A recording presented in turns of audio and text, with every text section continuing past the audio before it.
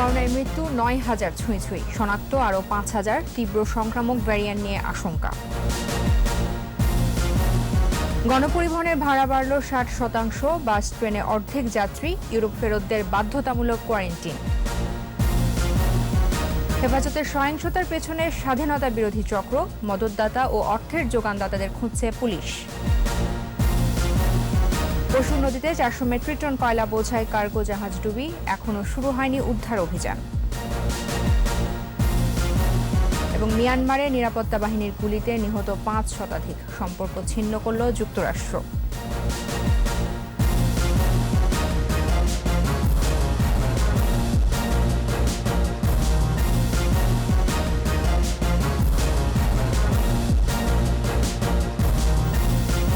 শুনছিলেন first security ইসলামী bank limited সংবাদ শিরোনাম। আমন্ত্রণ জানাচ্ছি সন্ধ্যা ৭টার ২১ সংবাদে। আপনাদের সাথে আছে আমি তাজনুবা জাবিদ।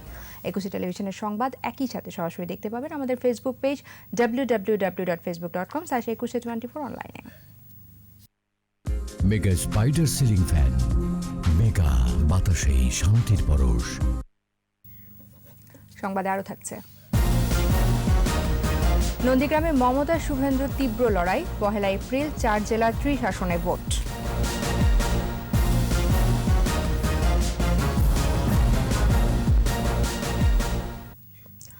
করোনায় গত ২৪ ঘন্টায় আরও ৪৫ জনের মৃত্যু হয়েছে। সবার মৃত্যুই হয়েছে হাসপাতালে। এদিন নতুন করে সংক্রমিত হয়েছে ৫,০৪২ জন। দৈনিক সংক্রমণ হার বেড়ে হয়েছে ১৮.৯৪%। বিশেষজ্ঞরা বলছেন সচেতনতার অভাবেই সংক্রমণ বাড়ছে। আরও জানাচ্ছেন স্মৃতি মণ্ডল। সংক্রমণে ৩৮৮তম দিনে দেশের ২২৪টি ল্যাবে নমুনা পরীক্ষা হয়েছে ২৬,৬২০টি। এর মধ্যে ৫,০৪২ জনের শরীরে মিলেছে করোনা ভাইরাস। শনাক্তের সংখ্যা বেড়ে ৬,০৫,৯৩৭। একদিনে মৃত্যু হয়েছে ৪৫ জনের, সুস্থ হয়েছে আরও ২,১৬২ জন। করোনায় দৈনিক সংক্রমণ হার বেড়ে হয়েছে ১৮.৯৪%। বেড়েছে মৃত্যু হার ১.৪৮%। সুস্থতার হার কমে ৮৯.১৫%। এ পর্যন্ত শনাক্ত হার ১৩.০৫%। একদিনে মৃত ৪৫ জনের ২৫ জনই ৬০ ঊর্ধ্ব, আর ঢাকা বিভাগে মৃত্যু হয়েছে ৩৭ জনের। রাজধানীতে করোনার জন্য নির্ধারিত সরকারি হাসপাতালে ১০৮টি আইসিইউ শয্যার মধ্যে খালি ৪টি এবং ২,৪৬১টি সাধারণ শয্যার মধ্যে রোগী ভর্তি আছে ২,১২৭টিতে। সারা দেশে করোনা নির্ধারিত সবগুলো হাসপাতালের ৫৭৮টি আইসিইউ শয্যার মধ্যে খালি ২২০টি। ২৪ ঘন্টায় কোয়ারেন্টাইনে নেওয়া হয়েছে ৭৯০ জনকে ও আইসোলেশনে ১১৮ জন। সংক্রমণের এই পরিস্থিতিতেও স্বাস্থ্যবিধি মানছেন না অনেকেই। আমি আমার জায়গা থেকে বলতে গেলে আমি এখন আগের থেকে অনেকখানি কম মানছি। যে পরিমাণে মানা উচিত সেটা আসলে মানা হয়ে উঠতেছে না। আমাদের ভিতরে অটোমেটিক্যালি একটা ওভার কনফিডেন্স চলে এসেছে যে সবার হলেও জিনিসটা আমার হইতেছে না। সংক্রমণ বাড়ার পেছনে অসচেতনতাকেই দুষছেন বিশেষজ্ঞরা। আমি যদি ভালো না থাকি আমার পরিবার পরিজন খারাপ হবে, পাড়া প্রতিবেশী খারাপ হবে, মানে আক্রান্ত হবে, দেশের মানুষ আক্রান্ত, অর্থাৎ আমার সুরক্ষা নিরাপত্তা আমার নাগরিক হিসেবে কিন্তু আমার দায়িত্ব, এটা আমার নাগরিক দায়িত্ব, আমাকে এটা পালন করতেই হবে। আর সরকারকে একটু কঠোর হতে হবে যাতে মানুষ স্বাস্থ্যবিধি মানতে বাধ্য হয়। মাস্ক পরা, হাত ধোয়ার চর্চা, দূরত্ব। সংক্রমণের দিক থেকে বিশ্বে বাংলাদেশের অবস্থান এখন ৩৩তম। স্মৃতিমণ্ডল, ২১ টেলিভিশন, ঢাকা। করোনা সংক্রমণ বেড়ে যাওয়ায় কাল থেকে গণপরিবহনে অর্ধেক যাত্রী নেওয়া শর্তে ৬০ ভাগ ভাড়া বৃদ্ধি করার সিদ্ধান্ত নিয়েছে সরকার। সড়ক পরিবহন ও সেতুমন্ত্রী ওবায়দুল কাদের এই সিদ্ধান্ত ২ সপ্তাহের জন্য কার্যকর করেছে। আর মঙ্গলবার থেকে অর্ধেক আসন ফাঁকা রেখে চলছে রেল। এদিকে বিদেশ ফেরতদের কোভিড নেগেটিভ সার্টিফিকেট থাকা বাধ্যতামূলক করার পাশাপাশি ইউরোপ ফেরতদের কোয়ারেন্টিন নিশ্চিতে কঠোর অবস্থানের কথা জানিয়েছে বিমানবন্দর কর্তৃপক্ষ। প্রণব চক্রবর্তীর রিপোর্ট। সংক্রমণের ঊর্ধ্বগতির লাগাম টানতে 18 দফা নির্দেশনা দিয়েছে সরকার। সবচেয়ে বেশি গুরুত্ব দেওয়া হয়েছে গণপরিবহনে স্বাস্থ্যবিধি মানা এবং জনসমাগম স্থল এড়িয়ে চলার বিষয়ে। গণপরিবহনে ধারণ ক্ষমতার অর্ধেক যাত্রী নিতে হবে, মানতে হবে স্বাস্থ্যবিধি। সেক্ষেত্রে ভাড়া ৬০ ভাগ বাড়ানোর সিদ্ধান্ত জানিয়েছেন সড়ক পরিবহন ও সেতুমন্ত্রী ওবায়দুল কাদের। বাস ভাড়ার হার 60% বৃদ্ধি করা হয়েছে। আগামীকাল থেকে নতুন নির্দেশনা কার্যকর হবে। আমি পরিবহন মালিক শ্রমিকদের গণপরিবহন চলাচলের স্বাস্থ্যবিধি মেনে চলার আহ্বান জানাচ্ছি। ছুটির দিন থাকায় রাজধানীতে গণপরিবহনে যাত্রী কম, অনেকেই পড়েছেন মাস্ক। অর্ধেক যাত্রী নেওয়ার শর্তে ভাড়া বৃদ্ধির এই সিদ্ধান্তকে স্বাগত জানিয়েছেন যাত্রী ও পরিবহন শ্রমিকরা। 60% ভাড়া এটা করে দিলে আমাদের জন্য সুবিধা হয়, যাত্রীর জন্য ভালো হয়। 60% বেশি হয়ে যায়, তবে 50% বাড়ালো এবং এক সিটে একজন করে বসলো। মানুষের নিশ্চয়তার জন্য এটা করাটা হলেও সেটা ভালো হবে। তবে জনসমাগম যেখানে আছে সেসব জায়গায় সঠিক পদ্ধতিতে মাস্ক ব্যবহারে উদাসীন অনেকেই। ফ্রেন্ডের সাথে কথা বলছিলাম, তাই একটু নামান। জনগণের সচেতনতা বড় জিনিস, গভর্নমেন্ট তো তার চেষ্টা করছে। নিজের স্যানিটাইজার ব্যবহার করা উচিত, মাস্ক ব্যবহার করা উচিত, তারপর ডিস্টেন্স বজায় রাখা উচিত। এদিকে ঢাকা আন্তর্জাতিক বিমানবন্দরে বিদেশ ফেরতদের ক্ষেত্রে কোভিড নেগেটিভ সার্টিফিকেট বাধ্যতামূলক করা হয়েছে আগেই। কঠোরভাবে নজরদারিও করা হচ্ছে। ইউরোপের দেশগুলো থেকে আসা যাত্রীদের কোয়ারেন্টাইনও নিশ্চিত করছে কর্তৃপক্ষ। Passengers coming from European countries অথবা ইউকে তাদেরকে বাধ্যতামূলক প্রাতিষ্ঠানিক কোয়ারেন্টাইন যেতে হবে সরকারি ব্যবস্থাপনায়, অথবা নিজ খরচে হোটেল কোয়ারেন্টাইনে যেতে পারবে তারা। অন্য যে কোনো কান্ট্রি থেকে আসলে PCR টেস্ট কোভিড-19 সার্টিফিকেট বাধ্যতামূলক, এবং এই সার্টিফিকেট দেখার সাপেক্ষে তাদেরকে 14 ডেজ হোম কোয়ারেন্টাইন পাঠানো হবে, এবং কোনো সিমটম থাকলে তাদেরকে প্রাতিষ্ঠানিক কোয়ারেন্টাইনে পাঠানো হবে। তবে বিমানবন্দরের বাইরে প্রবাসীদের অপেক্ষায় যারা আছেন স্বাস্থ্যবিধি মানার ক্ষেত্রে খুব একটা লক্ষ্য নেই। আমাদের দেখলে তো চিনবে না, এই জন্য খোলা ছিল। সচেতনতা মেনটেন করেই আমাদের স্বাভাবিক জীবনযাপন এবং স্বাভাবিক জীবনযাত্রার কাজকর্মগুলো চালিয়ে যেতে হবে বলে আমরা মনে করি। কোভিডের জন্য আসলে বসে থাকার কোনো সুযোগ নাই। এদিকে ট্রেনের আসন সংখ্যা অর্ধেক ফাঁকা রেখে টিকিট বিক্রি শুরু করেছে রেল কর্তৃপক্ষ। আন্তনগর ট্রেনের কিছু অগ্রিম টিকিট বিক্রি হলেও এখন থেকে 50% বেশি টিকিট বিক্রি করবে না রেল কর্তৃপক্ষ। প্রণব চক্রবর্তী, 21 টেলিভিশন, ঢাকা। হেফাজতের মোদি বিরোধী বিক্ষোভ ঘিরে সংঘর্ষের ঘটনায় মামলা দায়েরের পর তদন্তে নেমেছে পুলিশ। মতিঝিল বিভাগ পুলিশের উপকমিশনার জানিয়েছেন, হেফাজতের ভেতরে ঢুকে নাশকতার বড় পরিকল্পনার ছক এঁকেছিল স্বাধীনতা বিরোধী চক্র। দীপু শিকদারের রিপোর্ট। স্বাধীনতা সুবর্ণ জয়ন্তীতে বাংলাদেশ সফরে আসেন ভারতের প্রধানমন্ত্রী নরেন্দ্র মোদি। সেদিন জুম্মার নামাজ শেষে বিক্ষোভের নামে সংঘর্ষে জড়ায় হেফাজত। আগুন ভাঙচুর আর ইটপাটকেল ছুড়ে তাণ্ডব চালায় হেফাজত। হামলা করা হয় সাংবাদিকদের উপরও। এই ঘটনায় পল্টন থানায় 5 শতাধিক ব্যক্তির বিরুদ্ধে মামলা দায়ের করা হয়। পুলিশ বলছে, সেদিন হামলা আর নাশকতার জন্য একটি চক্র পূর্ব প্রস্তুতি নিয়েই মাঠে নেমেছিল। মসজিদের চারপাশে খুঁজে আমরা বেশ কয়েক বস্তা ইটের টুকরা, বড় বড় ইটের টুকরা আমরা পেয়েছি। কিছু বোতল পেয়েছি যেগুলোর ভিতরে পেট্রোল ছিল, এবং জ্বালানোর জন্য ম্যাচ এগুলো ছিল। তো এই জাতীয় জিনিসগুলো পেয়েছি। তো তাতে করে আমাদের কাছে মনে হয়েছে যে তাদের প্রস্তুতি ছিল। 1971-এর যারা যুদ্ধ অপরাধী ছিল বা যারা স্বাধীনতা বিরোধী ছিল তাদের ফলোয়াররা এর মধ্যে সংযুক্ত হয়েছিল। এই ঘটনার পেছনের মদতদাতা, অর্থের যোগানদাতাদের খুঁজছে পুলিশ। পাটকেল, এক্সপ্লোসিভ এগুলো আনায়ন করা, তাদের খাওয়া দাওয়া ইত্যাদির পিছনে কিন্তু অর্থ ব্যয় হয়েছে। ইভেন তাদেরকে মোটিভেট করার জন্য অর্থ ব্যয় হয়েছে। তা আমরা যখন গ্রেপ্তার করব, তো গ্রেপ্তার করলে সবাই হয়তো অর্থ বিনিয়োগের সোর্সটা বলতে পারবে না, বাট কেউ না কেউ বলতে পারবে। পুলিশ জানিয়েছে, এছাড়া যারা সামাজিক ও ডিজিটাল মাধ্যমে গুজব ছড়িয়েছে তাদেরও শনাক্ত করা হবে। অনেক সময় তারা গুজব ছড়ায় যে অমুক জায়গাতে এতজন মারা গেছে। দীপু শিকদার, 21 টেলিভিশন, ঢাকা। অন্যদিকে হেফাজত ইসলামের ডাকা হরতালে ঢাকা চট্টগ্রাম মহাসড়কের সাইনবোর্ড মোড় থেকে শিমরাইল পর্যন্ত সহিংসতার ঘটনায় 6টি মামলা হয়েছে, তবে এখনও কেউ গ্রেফতার হয়নি। মামলায় পুলিশের উপর হামলা ও হত্যার চেষ্টা, গাড়ি ভাঙচুর, অগ্নিসংযোগ, সরকারি কাজে বাধা, আতঙ্ক সৃষ্টিসহ সহিংসতার অভিযোগ আনা হয়েছে। সকালে সিদ্ধিরগঞ্জ থানায় পুলিশ ও র্যাব বাদী হয়ে পৃথকভাবে 6টি মামলা দায়ের করে। ওসি জানান, শিমরাইল থেকে সাইনবোর্ড পর্যন্ত হরতালের নামে সহিংসতা চালায় হেফাজত। এদিকে ব্রাহ্মণবাড়িয়ার প্রেস ক্লাবে হামলার বিচার না হওয়া পর্যন্ত হেফাজতের সংবাদ বর্জনের ডাক দিয়েছেন সংবাদকর্মীরা। সাংবাদিকদের উপর হামলার প্রতিবাদে বিক্ষোভ কর্মসূচি পালন করেন তারা।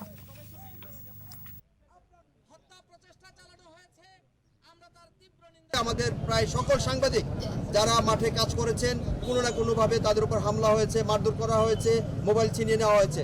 আমাদের সর্বসম্মত একটা সিদ্ধান্ত, আমরা জেলাব্যাপী হেফাজত ইসলাম বা কোনো ইসলামী সংগঠন যারা এই আন্দোলনের সঙ্গে সম্পৃক্ত এবং এই যে নৈরাজ্য ভাঙচুরের সঙ্গে সম্পৃক্ত, তাদের সকল ধরনের সংবাদ আমরা অনির্দিষ্টকালের জন্য বন্ধ রাখার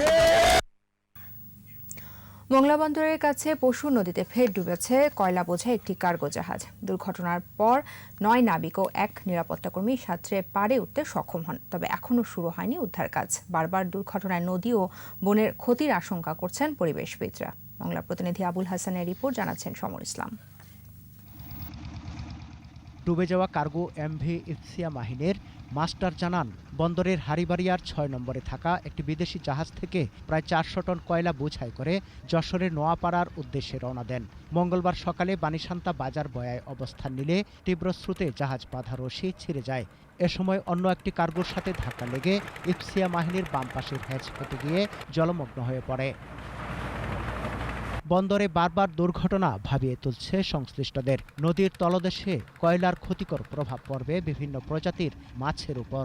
পশুর নদীতে মাছ উৎপাদন ব্যাহত হওয়ার আশঙ্কা পরিবেশবিদদের। পশুর নদীর এই দূষণের থেকে কয়লাবর্তী জাহাজ ডুবির এই ঘটনার নিন্দা জানায় এবং এর জন্য যারা দায়ী তাদের বিরুদ্ধে প্রয়োজনীয় ব্যবস্থা গ্রহণ করা হোক এবং এই জাতীয় দুর্ঘটনা যাতে বারবার না ঘটে তার জন্য প্রয়োজনীয় পদক্ষেপ গ্রহণ করা হোক। মোংলা বন্দর কর্তৃপক্ষ কার্গো জাহাজ দুর্ঘটনায় চ্যানেল নিরাপদ দাবি করলেও সময়মতো উদ্ধার না করায় ক্ষতির আশঙ্কা করছেন বন্দর ব্যবহারকারীরা। মোংলা বন্দর রক্ষার্থে মানে যাতে নৌযানগুলোকে ব্যাপকভাবে তদন্ত সাপেক্ষে মালামাল পরিবহনের দায় দায়িত্ব দেওয়া হয়, না হয়তো মোংলা বন্দর আবারও বন্ধ হওয়ার উপক্রম হয়ে যাবে। এর আগে গত 28 ফেব্রুয়ারি পশুর নদীতে 700 টন কয়লা নিয়ে ডুবে যায় এমভি বিবি 1148 নামের কার্গো জাহাজ। সমর ইসলাম, 21 টেলিভিশন। দৃষ্টি ফিরেছে মিয়ানমারের দিকে। মিয়ানমারের নিরাপত্তা বাহিনীর গুলিতে এ পর্যন্ত 5 শতাধিক বেসামরিক মানুষ নিহত হয়েছে। এমন অবস্থায় চাপে পড়েছে সামরিক জান্তা। এদিকে মিয়ানমারের সাথে সব ধরনের সম্পর্ক ছিন্ন করেছে যুক্তরাষ্ট্র। আরও জানাচ্ছেন আজহারুল ইসলাম। পাখির মতো মানুষ মরছে মিয়ানমার সেনাবাহিনীর গুলিতে। সেনা অভ্যুত্থানের পর সামরিক জান্তার গুলিতে এ পর্যন্ত 500-র বেশি প্রতিবাদকারী নিহত হয়েছে বলে দাবি তুলেছে বিভিন্ন মানবাধিকার সংগঠন। এমনকি গেল সোমবারও সেনা সহিংসতায় প্রাণ গেছে 14 বেসামরিক মানুষের। নিরাপত্তা বাহিনীর সদস্যরা বালুর বস্তার ব্যারিকেড সরিয়ে আগের চেয়েও ভারী অস্ত্র ব্যবহার করছে বিক্ষোভ দমনে। এদিকে বিমান হামলা থেকে বাঁচতে কারেন গ্রামের যে 3000-এর বেশি বাসিন্দা থাইল্যান্ডে আশ্রয় নিয়েছেন তাদের নিজ দেশে ফিরে যেতে বাধ্য করা হচ্ছে। যদিও থাই কর্তৃপক্ষ এ অভিযোগ অস্বীকার করেছে, তবে থাইল্যান্ডের সেনাবাহিনী শরণার্থীদের সীমান্তেই আটকে দিচ্ছে। পাশাপাশি তথ্য সংগ্রহে সেখানে গণমাধ্যম কর্মীদেরও যেতে বাধা দেয়া হচ্ছে। অপরদিকে বিক্ষোভকারীদের ওপর হামলার ঘটনায় মিয়ানমারের সঙ্গে সব ধরনের বাণিজ্যিক সম্পর্ক ছিন্ন করেছে বাইডেন প্রশাসন। বলা হয়েছে, যতদিন না মিয়ানমারের রাজনৈতিক পরিস্থিতি স্থিতিশীল হচ্ছে ততদিন এই স্থগিতাদেশ বহাল থাকবে। আর প্রতিদিনের মতোই সকাল থেকে বিক্ষোভ শুরু হয়েছে বিভিন্ন শহরে। বিক্ষোভকারীরা সূচির মুক্তির পাশাপাশি বেসামরিক কর্তৃপক্ষের হাতে ক্ষমতা ফিরিয়ে দেওয়ার দাবি জানাচ্ছেন। আজহারুল ইসলাম, 21 টেলিভিশন। সংবাদে এ পর্যায়ে নিচ্ছে প্রিমিয়ার ব্যাংক লিমিটেড বিরতি। নো মাস্ক নো সার্ভিস বিধি মেনে চলুন, সুস্থ থাকুন। ফিরে এসে থাকছে। মধ্যপ্রাচ্যের স্বাস্থ্য খাতে তৈরি হচ্ছে শ্রমবাজার। চিকিৎসক ও নার্স পাঠাতে চায় বাংলাদেশ। বিজিএমইএ নির্বাচনে ফোরাম প্যানেলের 13 দফা ইশতেহার। আবার আমন্ত্রণ, আপনারা দেখছেন সন্ধ্যা 7টার 21 সংবাদ। সৌদি আরবে স্বাস্থ্য খাতে নার্স এবং ডাক্তার পাঠানোর বড় সুযোগ আছে বলে জানিয়েছেন পররাষ্ট্র প্রতিমন্ত্রী শাহরিয়ার আলম। রাজধানী একটি হোটেলে প্রবাসী অ্যাপসের উদ্বোধনী অনুষ্ঠানে কথা বলেন তিনি। বলেন, মালয়েশিয়া, সৌদি আরব সহ কিছু দূতাবাসের বিরুদ্ধে ভিসা প্রসেসিং সহ বিভিন্ন অনিয়ম দুর্নীতির অভিযোগ আছে। অনিয়ম বন্ধে পররাষ্ট্র মন্ত্রণালয় কাজ করছে বলেও জানান তিনি। মাহমুদ হাসানের রিপোর্ট। প্রবাসীদের বিভিন্ন সমস্যা সমাধানের লক্ষ্যে প্রবাসী নামে একটি অ্যাপ তৈরি করেছে স্টার্টআপ কোম্পানি প্রবাসী সেবা লিমিটেড। বিকেলে রাজধানীর একটি হোটেলে এ অ্যাপটির উদ্বোধন করেন পররাষ্ট্রমন্ত্রী শাহরিয়ার আলম। এ সময় তিনি তুলে ধরেন প্রবাসীদের নানা সমস্যার কথা। পররাষ্ট্র মন্ত্রণালয়ের কাজ হচ্ছে প্রবাসী কল্যাণ মন্ত্রণালয়কে সহযোগিতা করা। 20% দক্ষ জনশক্তি বিদেশে পাঠাতে পারলে বাংলাদেশে আগত রেমিটেন্স দ্বিগুণ করা সম্ভব বলে জানান প্রতিমন্ত্রী। আমরা এখনো লো স্কিলড ক্যাটাগরিতে অপারেট করি এবং এটাকে আমরা যদি কাইন্ড অফ 20% স্কেলেট করতে পারি, আপস্কিল করতে পারি, তাহলে কিন্তু এই remittance 20 can easily B turned into $40 billion. Saudi আরবে স্বাস্থ্য খাতে জনশক্তি রপ্তানির একটি বড় সুযোগ তৈরি হচ্ছে উল্লেখ করে এই সুযোগ কাজে লাগাতে আহ্বান জানান তিনি। আমি কিছুদিন আগে সৌদি আরবে গিয়েছিলাম এবং সেখানে সব জায়গায় তাদের অনেক আগ্রহ। আমরা কিন্তু এখন একটা জায়গায় যাচ্ছি যেখানে আগামী 2-3 বছরে আমরা কিন্তু স্বাস্থ্য সেবা কর্মী আমরা কিছু কিছু ক্ষেত্রে সারপ্লাস করতে পারবো। তুলনামূলক কম দক্ষ কর্মীরা বিদেশে অবস্থান করার কারণে করোনার মধ্যেও রেমিটেন্স প্রবাহে নেতিবাচক প্রভাব পড়েনি জানান প্রতিমন্ত্রী। আমরা যেসব দেশের সাথে কম্পিটিং কান্ট্রি আর কি, সেই সব দেশে কিন্তু অনেক আনএমপ্লয়মেন্ট হয়েছে এবং তারা খুব লার্জ স্কেলে তাদের রেমিটেন্স আর্নিং ড্রপ করেছে এবং এই যে আমাদের বেড়েছে, কিন্তু একই সাথে এই কান্ট্রিগুলি কিন্তু আপনারা যদি কম্পেয়ার করে দেখেন এগুলি কিন্তু তাদের রেমিটেন্স ড্রপ করেছে। So it's a kind of A blessing in disguise. বিভিন্ন দেশে বাংলাদেশের নাগরিকদের ভিসা প্রক্রিয়া সহজ করতে পদক্ষেপ নেওয়া হবে বলেও জানান পররাষ্ট্র প্রতিমন্ত্রী শাহরিয়ার আলম। যেখানে কনসেন্ট্রেশন বেশি এসব জায়গায় আমরা রোল আউট করব খুব শীঘ্রই। মাহমুদ হাসান, 21 টেলিভিশন, ঢাকা। ডিজিটাল নিরাপত্তা আইনে সাংবাদিকরা যাতে নিগৃহীত না হন তা খেয়াল রাখা হবে বলে আশ্বস্ত করেছেন তথ্যমন্ত্রী ডক্টর হাসান মাহমুদ।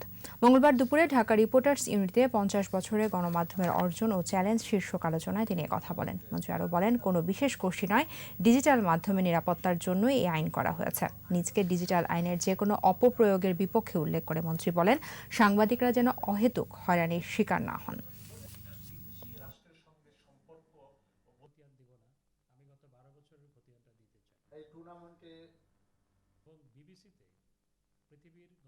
সবার নিরাপত্তা, ডিজিটাল নিরাপত্তা দেওয়ার জন্য ডিজিটাল সিকিউরিটি, এখানে যাতে কোনো সাংবাদিক অহেতুক নিগৃহীত না হয়, এই আইনের অপপ্রয়োগ যাতে কারো উপর না হয়, সেটি সাংবাদিক কেন কারো উপরেই যাতে না হয়, সেটির জন্য আমাদের অবশ্যই সতর্ক থাকতে হবে। আমি মনে করি এ ব্যাপারে আমাদেরও দায়িত্ব আছে। হেফাজতের তাণ্ডবের নেপথ্যে বিএনপির ভূমিকা রয়েছে। তারা দেশকে অস্থিতিশীল করার চেষ্টা চালিয়ে যাচ্ছে বলে মন্তব্য করেছেন মৎস্য ও প্রাণী সম্পদ মন্ত্রী সমর রেজাউল করিম। গেল কয়েকদিন ধরে সারা দেশ জুড়ে তাণ্ডব চালায় হেফাজতে ইসলাম। মুজিব বর্ষে ভারতের প্রধানমন্ত্রী নরেন্দ্র মোদীর সফরকে কেন্দ্র করে দেশকে অস্থিতিশীল করার লক্ষ্যে সহিংসতা চালায়। এরই প্রেক্ষিতে সকালে রাজধানীর মিল ব্যারাক জেটি এলাকায় র্যালি শেষে মৎস্য ও প্রাণী সম্পদ মন্ত্রী সমর রেজাউল করিম এই মন্তব্য করেন। আরও বলেন, ৭১-এর রাজাকাররা কেউ হেফাজত, কেউ নিজামী ইসলাম, কেউ মুসলিম লীগ নাম নিয়ে দেশ অস্থিতিশীল করার চেষ্টা চালাচ্ছে। মুক্তিযুদ্ধের বিপক্ষ শক্তিকে প্রতিহত করতে সবার প্রতি আহ্বান জানান তিনি। যারা মুক্তিযুদ্ধের বাংলাদেশ পছন্দ করে না, যারা শান্তির বাংলাদেশ পছন্দ করে না, যারা বঙ্গবন্ধুর বাংলাদেশ পছন্দ করে না, যারা অসাম্প্রদায়িক বাংলাদেশ পছন্দ করে না, শেখ হাসিনার নেতৃত্বে উন্নয়নের যে অপ্রতিরোধ্য গতি, এইটা ওদের ভালো লাগতেছে না। এই জন্য বেগম খালেদা জিয়া বাড়ির ভিতর থেকেও অকৃতজ্ঞের মতো মির্জা ফখরুল আর কয়েক বাটপাড়কে দিয়ে পরিবেশ অস্থিতিশীল করার চেষ্টা করতেছে।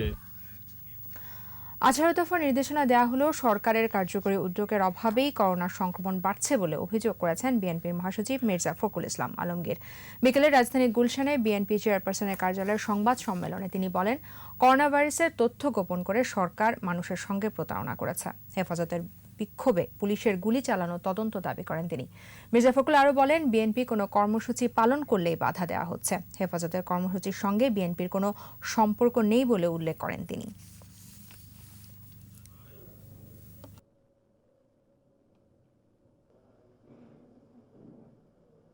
স্বাস্থ্য বিভাগ 18 দফা একটা নির্দেশনা জারি করেছে, কিন্তু এটাকে ইমপ্লিমেন্ট করবার জন্য সরকারের যে উদ্যোগ সেটা তো কখনোই লক্ষ্য করা যায়নি। একটা মিথ্যা প্রচারণা করা হচ্ছে, যেখানে খুব চমৎকারভাবে সরকার আপনার এটাকে করোনার সমস্যাটাকে সমাধান করছে, তার নিয়ন্ত্রণ রাখতে পেরেছে, কিন্তু উইচ ইজ এ লাই, যেটা একেবারে মিথ্যা কথা। অবসরপ্রাপ্ত মেজর জেনারেল আমিন নৈতিক সমাজ নামের একটি নতুন রাজনৈতিক দলের ঘোষণা দিয়েছেন। রাজনীতিতে নীতিমান নেতৃত্ব ও নৈতিক মূল্যবোধ তৈরির উদ্দেশ্য নিয়ে রাজনৈতিক দল গঠন করা হয়েছে বলে জানানো হয়। আজ মঙ্গলবার রাজধানীর জাতীয় প্রেস ক্লাবে এক সংবাদ সম্মেলনের মাধ্যমে এ দল গঠনের ঘোষণা দেওয়া হয়। এতে ভার্চুয়ালি যুক্ত হয়ে বক্তব্য দেন গণফোরামের সভাপতি ডক্টর কামাল হোসেন। অনুষ্ঠানে আরও উপস্থিত ছিলেন গণস্বাস্থ্য কেন্দ্রের প্রতিষ্ঠাতা জাফরুল্লাহ চৌধুরী ও ঢাকা বিশ্ববিদ্যালয় আইন বিভাগের অধ্যাপক আসিফ নজরুল।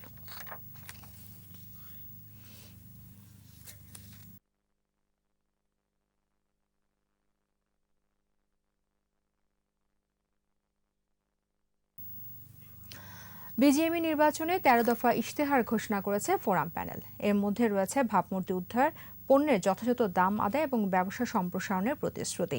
রাজধানীর একটি হোটেলে আয়োজিত সংবাদ সম্মেলনে এই ইশতেহার ঘোষণা করেন বিজিএমের সভাপতি ডক্টর রুবানা হক এবং ফোরামের panel leader ABM Shamsuddin. Tohidur রহমানের রিপোর্ট। 2021-23 মেয়াদের বিজিএমের নির্বাচন, এ উপলক্ষে ফোরাম প্যানেলের এই সংবাদ সম্মেলন। বর্তমান বিজিএমের সভাপতি ও আসন্ন নির্বাচনের পরিচালক প্রার্থী ডক্টর রুবানা হক 13 দফা ইশতেহার পাঠ করেন। জানান, 2 বছরের রপ্তানির বিপরীতে অতিরিক্ত 1% প্রণোদনা, ইউটিলিটি বিলে শতভাগ ভ্যাট প্রত্যাহার, মূলধনী যন্ত্রপাতি আমদানিতে 5% অগ্রিম শুল্ক প্রত্যাহার এই কমিটির সাফল্যগুলোর অন্যতম। আমরা বিশ্ব দরবারে আমাদের ভাবমূর্তি এবং সক্ষমতাকে তুলে ধরার জন্য অকুণ্ঠ চেষ্টা করেছি।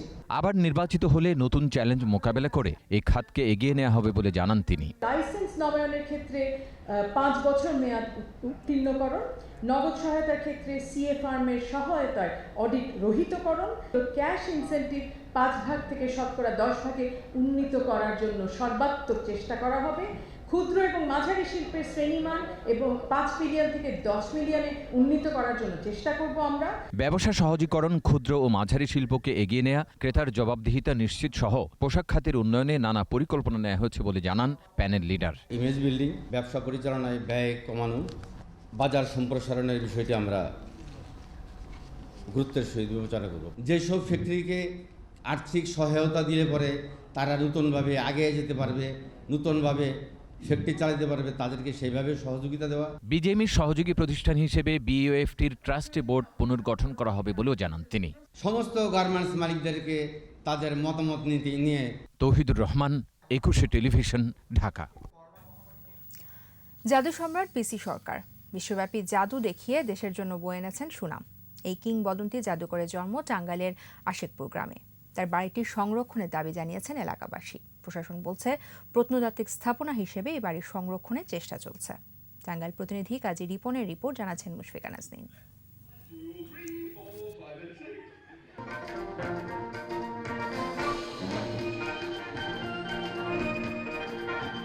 পিসি সরকারের পুরো নাম প্রতুল চন্দ্র সরকার। 1913 সালের 23 ফেব্রুয়ারি তাঁর জন্ম। বাবা ভগবান চন্দ্র সরকার এবং মা কুসুম কামিনী দেবী। টাঙ্গাইলের স্থানীয় শিবনাথ হাই স্কুলে তার শিক্ষা জীবন শুরু।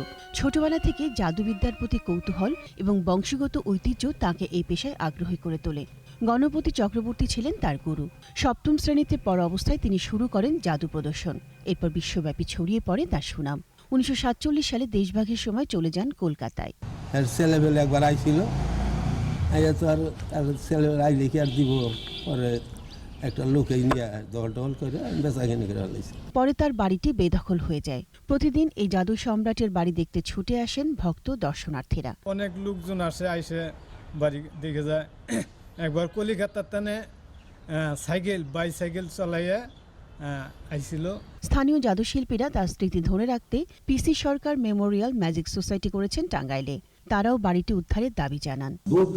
তখন ওই সময় দেখতে আসতো।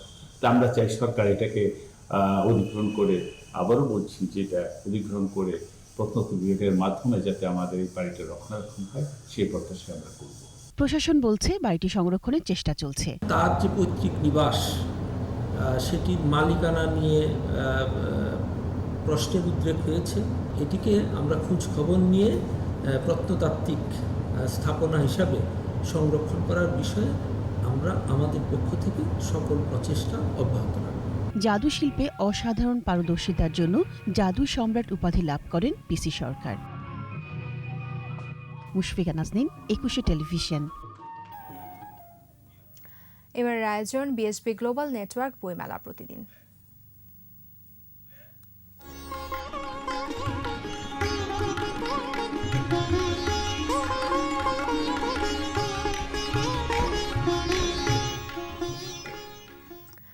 বইমেলায় এই মুহূর্তে আছেন আমাদের সহকর্মী শাকের আরজু, সরাসরি যুক্ত হচ্ছি তার সঙ্গে। শাকেরা, তাজরূপা, আপনাকে ধন্যবাদ। আপনি জানেন যে বিকাল 3টা থেকে আজকে অমর একুশে গ্রন্থমেলা শুরু হয়েছে এবং কিছুক্ষণের মধ্যেই মেলা আজকের মতো শেষ হতে যাচ্ছে। সন্ধ্যা 7:30 থেকেই কিন্তু মেলা প্রাঙ্গণে পাঠক দর্শকদের প্রবেশ নিষিদ্ধ করা হয়েছে এবং প্রতিদিন এই সময়ের মধ্যেই মেলা শেষ করার জন্য নির্দেশনা দেওয়া হয়েছে আমরা জানতে পেরেছি।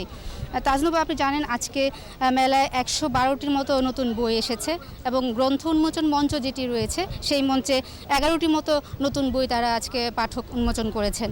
আমরা আজকে জানবো যে আজকে সারাদিন এই অমর একুশে গ্রন্থমেলায় প্রচুর দর্শক এবং পাঠকের উপস্থিতি আমরা লক্ষ্য করেছি। সবাই স্বাস্থ্যবিধি মেনে কিন্তু প্রবেশ করেছিলেন মেলায়, কিন্তু কিছুক্ষণ পরে আসলে দেখা যাচ্ছে যে লেকের ধারে স্বাস্থ্যবিধি সামাজিক দূরত্ব বিষয়টি খুব একটা মানার দিকটি আমাদের চোখে পড়েনি। তবে মাস্ক অনেকেই পরেছেন এবং বেশিরভাগই মাস্ক পরিহিত অবস্থায় ছিলেন। কিছু সংখ্যক দেখেছি আমরা যে মাস্ক আসলে না পরেই ঘুরে বেড়াচ্ছেন এবং মেলায় প্রবেশের পরপরই তারা আসলে স্বাস্থ্যবিধিটিও মানা ভুলে গিয়েছিলেন। তাজুবা, আমরা এখন কথা বলবো যে আজকে সারাদিন যে দর্শক পাঠক এসেছে তাদের মধ্যে আসলে বই বিক্রেতাদের স্টলে আসলে কেমন আনাগোনা করেছেন তারা এবং কেমন বই তারা কিনেছেন, চলুন আমরা একটু জেনে নিই। ধন্যবাদ আপনাকে। আপনি কেমন থেকে একটু জানাবেন যে আজকে অনেক দিন পর মেলা শুরু হওয়ার পর বেশ কিছু দর্শক উপস্থিতি লক্ষ্য করা গেছে, তো আপনাদের এই স্টল থেকে আজকে কেমন বিক্রি হয়েছে? আসলে অন্যান্য তুলনায় মোটামুটি ভালোই গিয়েছে, একেবারে যে যায়নি তা না। দেখা যায় ভিড় যেরকম তার থেকে কমই হয়েছে। আজকে আপনার স্টল থেকে কি ধরনের বই বিক্রি হয়েছে? শিশুতোষ বা তরুণদের কি সাহিত্য, কোন বিষয়টি, কোন বইগুলি বেশি বিক্রি হয়েছে? আমাদের কাছে মুক্তিযুদ্ধ বিষয়ক বইগুলো বেশি সেল হচ্ছে, যেমন মোসাদ 1, মোসাদ 2, সোভিয়েত ইউনিয়নের ইতিহাস, এই সমস্ত মুক্তিযুদ্ধ বিষয়ক বইগুলো। জি, আশা করছি সামনে আমাদের আরও ভালো অবস্থা হবে। ধন্যবাদ আপনাকে। তাজনুবা, আপনি শুনছিলেন যে আজকে যে প্রচুর দর্শক এবং পাঠক সমাগম হয়েছে বইমেলায়, সেটি কিন্তু আসলে স্টলে তারা তেমন একটা দেখতে পাননি। আমরা এখানে সোহরাওয়ার্দী উদ্যানে যে লেকের ধারটি আছে সেখানে আসলে তারা বসে আড্ডা দিয়েছেন এবং বিভিন্ন মেলা প্রাঙ্গণ বড় হওয়াতে বিভিন্ন জায়গায় তারা ঘুরে বেরিয়েছেন, বই কিনেছেন কিছু সংখ্যক।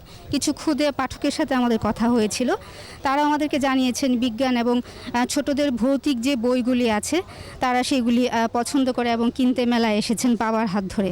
আবার অনেক অভিভাবক এসেছেন, তারা আসলে বাচ্চাদেরকে বাড়িতে রেখে বই কিনতে এসেছেন।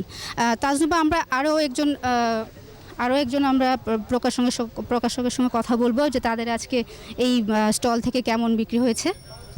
ধন্যবাদ আপনাকে। আপনি কি আমাদেরকে একটু জানাবেন, আজকে অনেক দর্শক অনেক পাঠক এসেছে, আপনাদের বিক্রি কেমন হয়েছে? আপনাদের কি আশানুরূপ বিক্রি হয়েছে কিনা? আজকে অন্যান্য দিনের তুলনায় মোটামুটি পাঠকের সংখ্যা বেশি এবং বিক্রিও বলা যায় অন্যান্য দিনের থেকে একটু বেশি, তবে আশানুরূপ বলা যাবে না কারণ এখনও ওইভাবে পাঠক আসতেছে না, তবে আজকে অন্যান্য দিনের তুলনায় ভালো। আচ্ছা, আপনাদের এই প্রকাশনী থেকে, আপনাদের স্টল থেকে কোন ধরনের লেখকের বই বেশি আপনারা সাড়া পাচ্ছেন বিক্রি করছে? আমাদের তো মোটামুটি এবার বই আসছে নতুন 56টা, তো 56টার ভেতর গল্প, উপন্যাস, কবিতা, প্রবন্ধ, শিশুতোষ সবই আছে। তো তার ভেতর উপন্যাসের ভেতর মাহরিন ফেরদাউসের সাদা পালকের নির্জনতা, এই বইটা চলতেছে। বাউল সাজু এনার চলতেছে মেঘ নামে আমার শহরে। গল্পের ভেতরে আছে রফিক প্লাস নীলা। আচ্ছা, আমরা দেখছি যে মুজিব শতবর্ষ এবং আপনার স্বাধীনতার সুবর্ণ জয়ন্তীর বেশ সুন্দর সাজসজ্জা করেছেন দোকানে। এই বিষয়ে কোনো বই, নতুন বই কি আপনাদের মেলায়, আপনাদের স্টলে আসছে কিনা? স্বাধীনতার সুবর্ণ জয়ন্তী উপলক্ষে আমাদের বই হচ্ছে 4টা। ছেলেবেলার মুক্তিযুদ্ধ, এই বইটা জি নতুন আসছে। তারপর হচ্ছে নির্মাতা তারেক মাসুদের উপর একটা বই আসছে। কেমন সাড়া পাচ্ছেন? জি, এগুলো বিক্রি হচ্ছে। অনেক ধন্যবাদ, অসংখ্য ধন্যবাদ আপনাকে। তাজনুবা, শুনছিলেন অমর একুশে গ্রন্থমেলা থেকে বিক্রেতাদের কথা, তাদের আজকে দিনটি কেমন গিয়েছে। তো এই ছিল আমার কাছে মেলা প্রাঙ্গণ থেকে সর্বশেষ। শাকের, আপনাকে ধন্যবাদ। বইমেলা থেকে সরাসরি যুক্ত হয়েছিলেন আমাদের সহকর্মী শাকের আরজু। সংবাদে আবারও নিচ্ছি প্রিমিয়ার ব্যাংক লিমিটেড বিরতি। নো মাস্ক নো সার্ভিস বিধি মেনে চলুন, সুস্থ থাকুন। ফিরে এসে যা থাকছে। রাজধানীর সূত্রাপুরে কিশোর গ্যাংয়ের 2 পক্ষের সংঘর্ষে 1 জন নিহত, 2 জন হাসপাতালে ভর্তি। আপনারা দেখছেন সন্ধ্যা 7:21 সংবাদ। রাজধানীর সূত্রাপুরে কিশোর গ্যাংয়ের দুই পক্ষের সংঘর্ষে অনন্ত নামের এক কিশোর নিহত হয়েছে। 14 বছর বয়সী অনন্তের শরীরে এলোপাথারি ছুরিকাঘাতের চিহ্ন পাওয়া গেছে। এই ঘটনায় 3 জনকে আটক করা হয়েছে। সোমবার রাত 11:30টার দিকে ঘটনা ঘটে। সংঘর্ষে আহত সাজু ও সোহেল নামে আরও 2 জন ঢাকা মেডিকেল কলেজ হাসপাতালে চিকিৎসাধীন। পুলিশ জানায় দুটি কিশোর গ্যাংয়ের বিরোধের জেরে হত্যাকাণ্ড ঘটেছে। অনন্ত স্থায়ী জুবলি স্কুলের 9ম শ্রেণীর ছাত্র ছিল। দুই ভাইয়ের মধ্যে সে ছোট। পরিবারের সঙ্গে সূত্রাপুরের মিল ব্যারাকে কাজীটোলায় থাকত অনন্ত।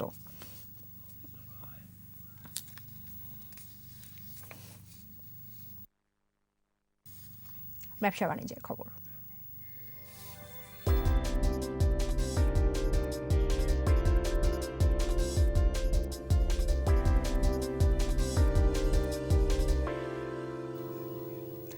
ব্যবসা বাণিজ্যে আন্তর্জাতিক মানদণ্ডে পরিবেশ সংরক্ষণ ও মানবাধিকার নিশ্চিত করতে চাইলে আগে দেশের ভেতরে এই সংক্রান্ত নীতি প্রণয়ন ও প্রয়োগ নিশ্চিত করতে হবে। মঙ্গলবার ইন্টারন্যাশনাল বিজনেস ফোরাম আয়োজিত UN draft resolution on business and human rights শীর্ষ ওয়েবিনারে এমনটাই জানান পরিবেশ অধিকার কর্মীদের পাশাপাশি ব্যবসায়ী নেতারা। তারা বলেন, দেশীয় আইনে ট্যানারি দূষণ বা জাহাজ ভাঙা শিল্পের কর্মপরিবেশ নিশ্চিত করা সম্ভব হয়নি। এসব ক্ষেত্রে আন্তর্জাতিক ফোরামে আমাদের কণ্ঠ জোরদারের পাশাপাশি দেশের অভ্যন্তরে যুগোপযোগী আইন প্রণয়ন ও বাস্তবায়ন আগে নিশ্চিত করতে হবে।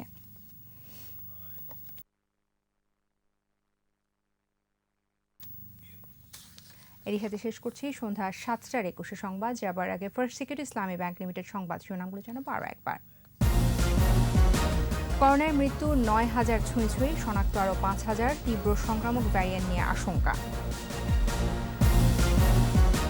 গণপরিবহনের ভাড়া বাড়ল 60%। বাস ট্রেনে অর্ধেক যাত্রী। ইউরোপ ফেরতদের বাধ্যতামূলক কোয়ারেন্টাইন। হেফাজতের সহিংসতার পেছনে স্বাধীনতা বিরোধী চক্র। মদতদাতা ও অর্থের যোগানদাতাদের খুঁজছে পুলিশ। পশুর নদীতে 400 মেট্রিক টন কয়লা বোঝাই কার্গো জাহাজ ডুবি। এখনও শুরু হয়নি উদ্ধার অভিযান। মিয়ানমারের নিরাপত্তা বাহিনীর গুলিতে নিহত 5 শতাধিক। সম্পর্ক ছিন্ন করল যুক্তরাষ্ট্র।